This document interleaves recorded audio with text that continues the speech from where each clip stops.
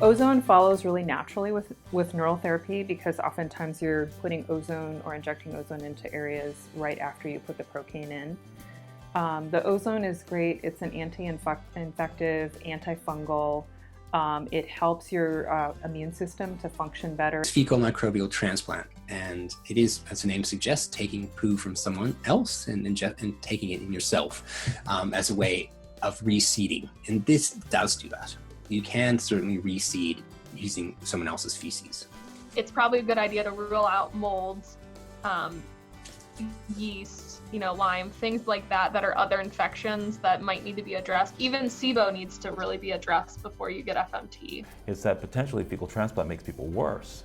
So be careful, and I advise my patients no fecal transplant for IBS or SIBO right now because we really don't know. And some probiotics, including the Bifidobacterium lactis HN019 that I spoke about before, has got some research helping with obesity as well and decreasing systemic body-wide inflammatory markers. Whack. You land on your left hip and you give it a pretty good whack when you land. The first thing that happens when you receive a trauma like that, or you have a surgery, or you have an infection or inflammation, including SIBO causes inflammation itself, and we'll talk more about that. And she combined those into these Arvigo techniques, which it's a gorgeous massage. It's very gentle, not deep visceral manipulation. It's just a gentle massage for the belly and the back.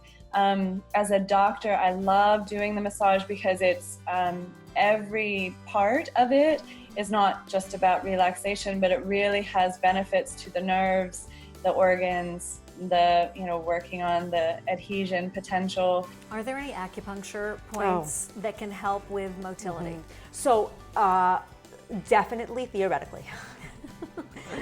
Yes, so as an acupuncturist, one of the best tools that I have to make people feel better right away is acupuncture. It's kind of an amazing, first of all, acupuncture is, if you want to talk about clinical studies, this guy has been going since the 1300s. You know what I mean? Like, it is by far the longest clinical study that we have because we have documented text going back to the 1300s using acupuncture. The nice thing about it is it isn't an irritant laxative like people think. It actually helps to stimulate nitric oxide in your digestive tract, so when you do take it orally. So that's actually more of a healing way for your digestion to have a bowel movement. And then when we look at, what are the parts of the lymphatic system, we think about lymph vessels, and there's this whole kind of network of the lymphatic system in our body.